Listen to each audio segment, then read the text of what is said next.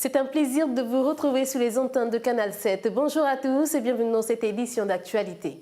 En Zambie, près d'une semaine s'est écoulée depuis que Guy Scott a refusé de quitter son poste de président par intérim. Il a condamné la position de la plupart des ministres qui souhaitent sa démission. Uriel Abaga nous en dit plus dans ce reportage. Guy Scott a officiellement signifié mercredi qu'il ne comptait pas quitter son poste de président intérimaire jusqu'à l'élection présidentielle anticipée de janvier 2015. Il a fait cette déclaration en réaction à la position de la majorité des membres du gouvernement. 14 des 17 ministres zambiens se sont réunis un jour plus tôt pour solliciter la démission de Guy Scott, provisoirement chef de l'État depuis le décès de Michael Sata fin octobre. Depuis près de 3 mois, le parti du regretté président est en proie à plusieurs conflits. Ces guerres intestines sont surprenantes et mettent ce pays d'Afrique australe pourtant pas habitué à faire des vagues au devant de la scène. Guy Scott est contesté par une grande partie des militants de son propre parti, d'abord pour ses origines britanniques, mais surtout pour les actes qu'il a posés quelques jours après le début de son trimestre de magistère. Il avait par exemple procédé à l'éviction de Edgar Lungu de son poste de secrétaire général du PF, amplifiant par la même occasion la guerre de succession à laquelle se livrent les militants du parti de Michael Sata. Ne pouvant pas se présenter à l'élection du 20 janvier 2015 en raison de son ascendance écossaise, Guy Scott et ses partisans envisageraient de pistonner Miles Sampa, neveu de Michael Sata, pour le propulser à la tête du pays. Les divisions visiblement profondes que laisse apparaître le Front patriotique pourraient dans un mois jouer en faveur du MMD, principale formation de l'opposition. En Ouganda, milliers d'ex-combattants du M23 ayant fui les baraquements ougandais mardi dernier se trouvent dans le camp de Ramwanja, lieu par excellence des réfugiés. Le commentaire de Larissa Falchaouri.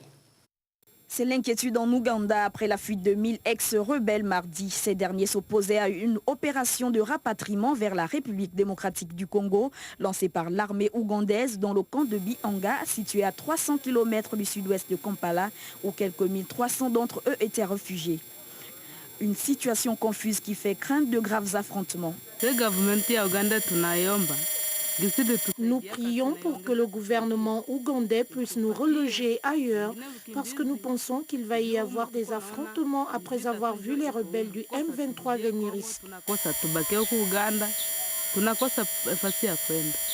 Les ex-rebelles voient en ce rapatriement une violation du droit international et de l'accord signé le 12 décembre 2013 à Nairobi avec le gouvernement de RDC pour mettre fin au conflit.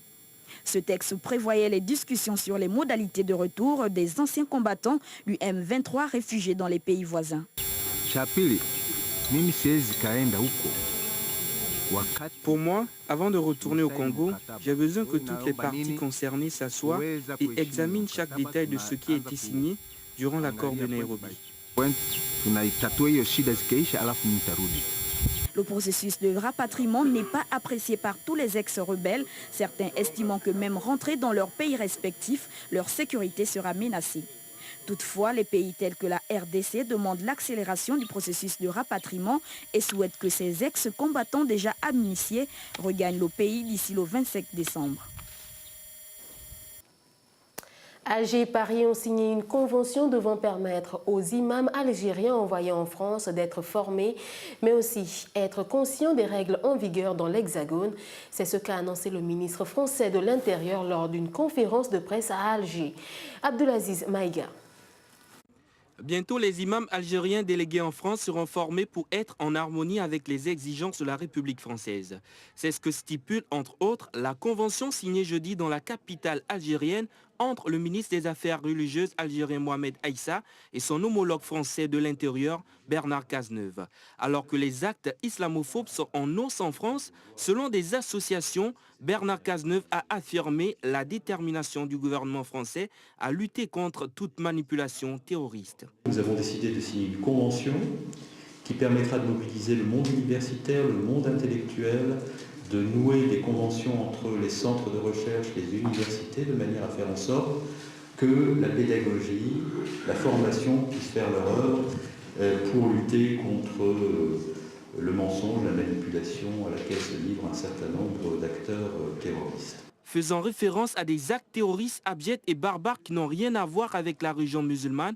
Selon le ministre français, cette convention intervient dans un contexte assez difficile. Nous sommes très déterminés à lutter contre toutes les formes de racisme, de discrimination, d'exclusion et contre l'antisémitisme en France. Nous sommes déterminés à le faire et nous le ferons en agissant de façon ample, volontaire et dans la durée. La France a une forte tradition laïque et dans le pays, l'on compte quelques 2000 lieux de culte musulmans. Une centaine d'imams sont affiliés à la Grande Mosquée de Paris, financée par l'Algérie et une des composantes du Conseil français du culte musulman. Par ailleurs, la Convention porte aussi sur la réhabilitation de cette mosquée et de l'Institut de formation des imams El Ghazali qui en dépend. Signalons que Mohamed Aïssa s'est déjà engagé à revoir la formation des imams pour immuniser définitivement son pays contre les 17 000 mosquées, contre l'intégrisme religieux qui a conduit à une guerre civile meurtrière dans les années 90. 3 jours après la sanglante prise d'otage de Sydney qui a fait 3 morts, l'Australie est de nouveau en deuil. 8 enfants âgés de 18 mois à 15 ans ont été poignardés et retrouvés morts auprès de leur mère grièvement blessée. Les détails dans ce reportage.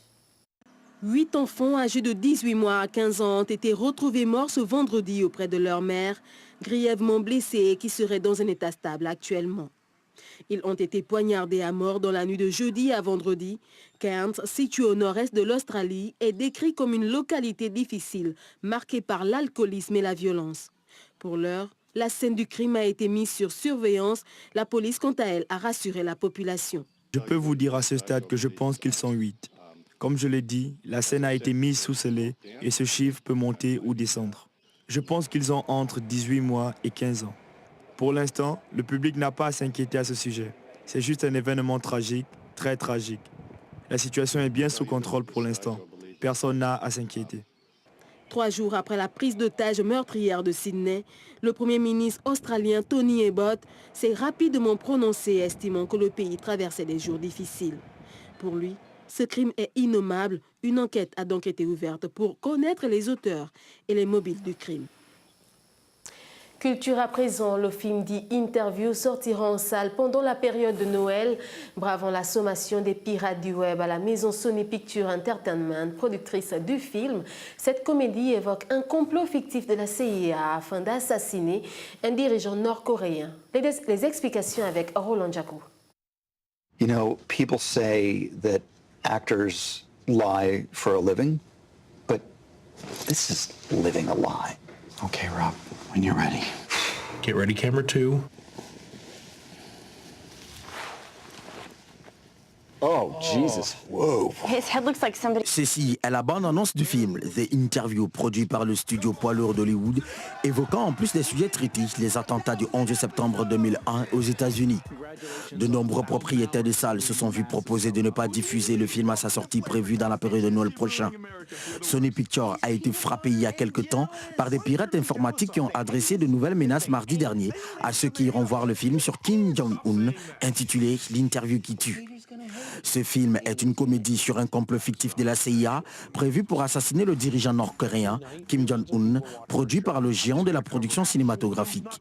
Ces menaces surviennent alors que d'anciens salariés de Sony Pictures Entertainment ont déposé des plaintes en nom collectif contre le studio de cinéma et de télévision qu'ils accusent notamment de ne pas avoir protégé leurs informations personnelles lors de l'attaque informatique survenue le 24 novembre. Les pirates ont annoncé le début d'un cadeau de Noël avec la mise en ligne de nouveaux extraits de mails personnels de Michael Linton, directeur général de Sony Pictures Entertainment, parce que, selon eux, le film est une mauvaise production de la part de Sony. Les pirates ont mis en ligne de nombreux documents, emails, adresses ou même les numéros de sécurité sociale de 47 000 employés. Et pour les spécialistes informatiques, il s'agit de la plus importante attaque informatique ayant jamais touché une entreprise de ce calibre. L'avant-première du film à New York prévu jeudi a été annulée et le réseau américain Carmike, qui a déjà diffusé 278 films et possède 2917 écrans dans 41 États aux États-Unis, a renoncé à projeter le film, ce qui, selon les responsables de Sony, ne mettrait pas à terre la maison Sony Pictures Entertainment. On clôture ce journal avec le Mondial des clubs 2014 qui touche à sa fin. Après sa qualification en finale mardi dernier, le Real Madrid, champion d'Europe, s'apprête à affronter le vainqueur de la Copa Libertadores, le club argentin San Lorenzo. Une rencontre qui s'annonce difficile et décisive. Michel Zuei. Le Real Madrid rencontrera en finale samedi le club argentin de San Lorenzo, vainqueur de la Copa Libertadores. Le club favori du pape François tentera de déjouer les pronostics samedi soir face aux champions d'Europe en titre. Tâche qui ne sera pas du tout facile face au coéquipier de Cristiano Ronaldo. L'entraîneur du Real Madrid, Carlo Ancelotti, a déclaré quant à lui que les champions européens méritent de remporter le mondial des clubs après avoir écrasé l'équipe mexicaine en demi-finale. Le rendez-vous de cette rencontre, choc très attendu, est donc pris pour le samedi 19 décembre. Le champion d'Europe s'est qualifié mardi en s'imposant en toute quiétude sur un score de 4-0 face aux Mexicains de Cruz Azul, alors que les Argentins de San Lorenzo se sont qualifiés en battant les Néo-Zélandais d'Auckland City 2-1 mercredi à Marrakech. Pour être honnête, on attendait un match très difficile parce qu'on a déjà visionné plusieurs matchs de cette équipe. Ils étaient très compétitifs comme équipe, ils jouaient à un niveau très élevé et ils méritent d'être félicités par tout le monde. À noter que la 3e place du mondial des clubs se disputera ce jour entre Auckland City de la Nouvelle-Zélande et Cruz Azul du Mexique. C'est la fin de cette édition d'actualité. Merci à vous de l'avoir suivi. L'information continue sur Canal 7. Au revoir.